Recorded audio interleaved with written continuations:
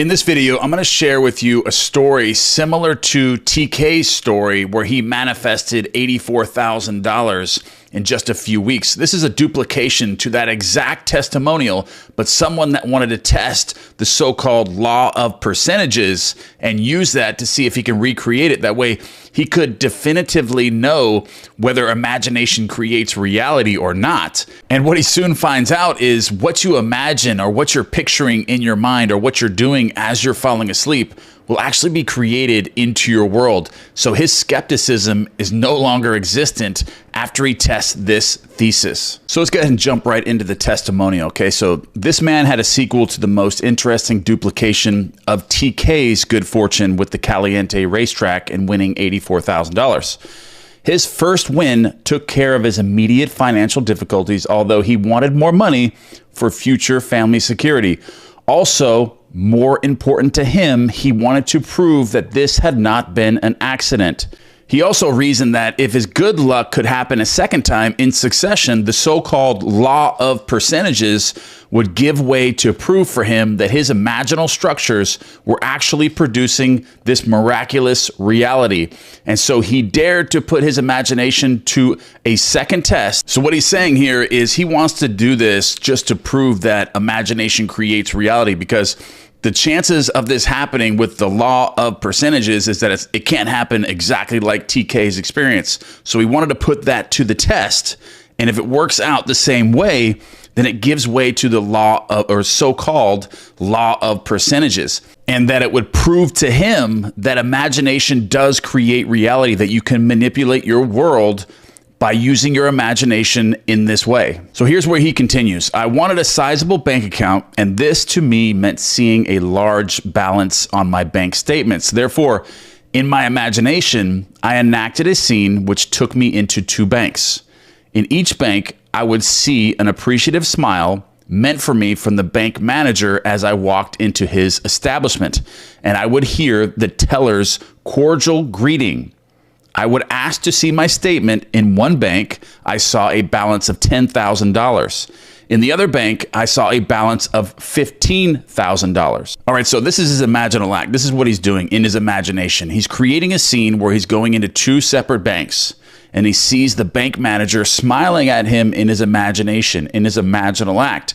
Then he sees one of his bank balances at $10,000, which implies that it's already there. So he's thinking from it, as if it's already happened. And then he sees his next bank balance, which is $15,000. So he's creating a total of $35,000 that he already has in his bank accounts right now in his imaginal act. But his imaginal scene did not end there. Immediately after seeing his bank balances, he would turn his attention to the horse racing system, which through a progression of 10 steps would bring his winnings to $11,533 with a starting capital of $200.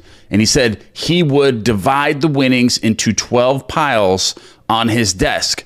Counting the money in his imaginary hands, he would put $1,000 in each of the 11 piles, and the remaining $533 in the last pile. So his imaginative accounting would amount to $36,533, including his bank balances. But I want to stop the story for a second, and I just want to point out his ability to focus, the development of his mind. This man that's doing this, and even TK that was doing this, they had the ability to focus on one thing. It appears that they are able to really get in detail with these imaginal scenes and actually really create them well. So they have a really, really developed imagination. And a lot of times that's what's needed in order to create at this level, this manifestation level. If you want to create things like this, you need to develop the muscle of your mind to be able to focus on one thing and be persistent and be consistent and live in the end during these imaginal scenes. Like you say, he's doing it in the morning, he's doing it in the afternoon, and he's doing it at night before he goes to sleep. And he's being very consistent with this, and he's creating and scripting this scene very well that implies that this is already done. But this is the way that you do this. Okay, so he enacted this entire imaginative scene each morning, afternoon, and night for less than 1 month. And on March 2nd, he went to the Caliente racetrack.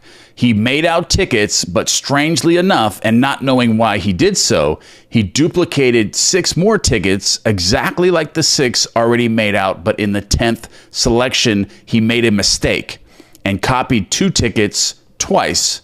As the winners came in, he held 2 of them, each paying $16,423.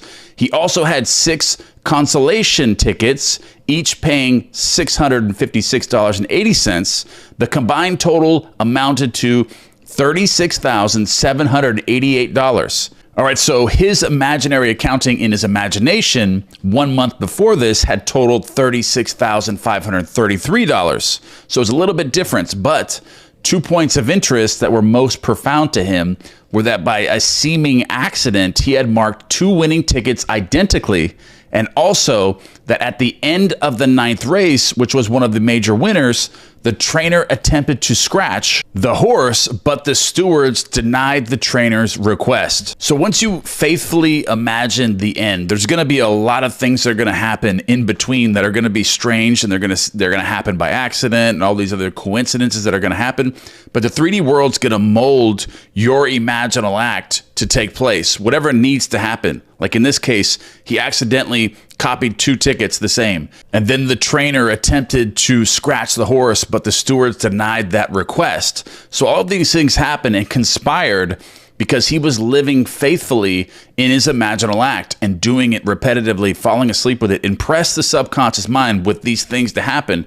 So everything just kind of fell into place, and so his imaginal act came into fruition into his 3D world. So if you would like to manifest things like this, but you find that you just can't visualize, or your mind is just kind of out of focus, I'm gonna post a card on the screen to a meditation that I have created and designed to assist you in developing this part of your imagination. That way you can start creating things just like this testimonial. You may find this meditation be a bit difficult when you first start it, but in any difficult venture, there's going to be a great reward. And that reward is developing your mind, developing your imagination, and developing a controlled imagination. That way you can create anything that you want to come into your life. Just like these testimonials, these successful testimonials are obvious to me that their minds are developed and they're able to visualize very well and create a scene very vividly. And that's what my meditation is designed for. So don't give up on it. If you're not able to do it right away,